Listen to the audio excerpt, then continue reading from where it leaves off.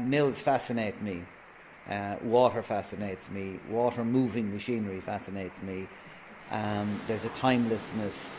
There's also romance about it as well. And we're fortunate, myself and Sandy and I, not to have to buy a mill with a view to making a living from it, and certainly not under Victorian conditions, which was extremely hard work, dangerous, noisy. So we were looking at it as a project to restore, to see to give a present day use, because needless to say we couldn't roll the clock back. It was very bad. The roofs were all in very bad condition, and it had to get repainted, holes filled and everything. So it was really very bad, and Tom was very good to be able to do that kind of work, get started.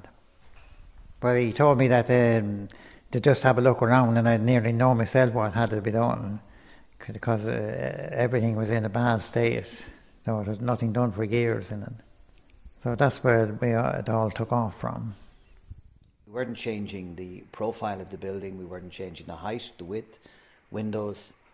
So again, we were really only repairing and restoring. We weren't changing.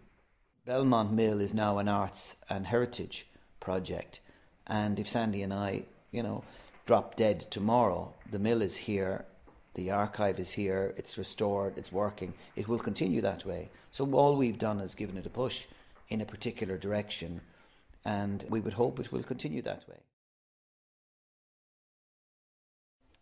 Early on, when we were doing the physical restoration of the yard where the artists were to be housed, we needed some kind of reason for doing that.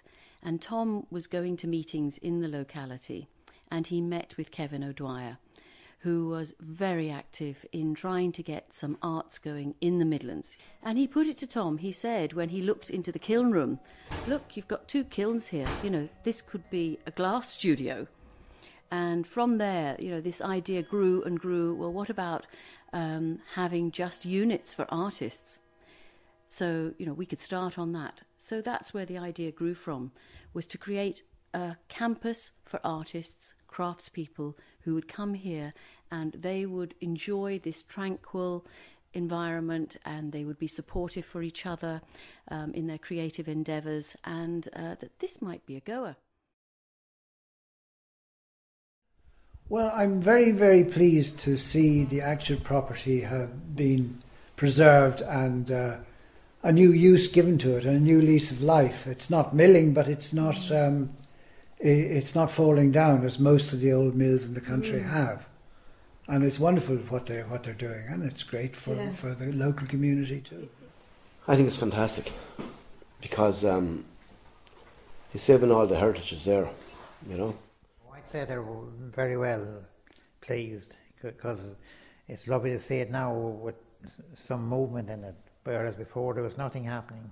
When the mill closed down, and then when Tom took it over, and suddenly everything started going back to life again. That's grand. So I'd say the local people are very delighted. I think at this moment in time, just loving it and minding it and bringing it back to its former glory is about all that we can do, and certainly a steward for this moment in time. But I hope in the future, another young group will come in and they'll see another potential, want to take it on,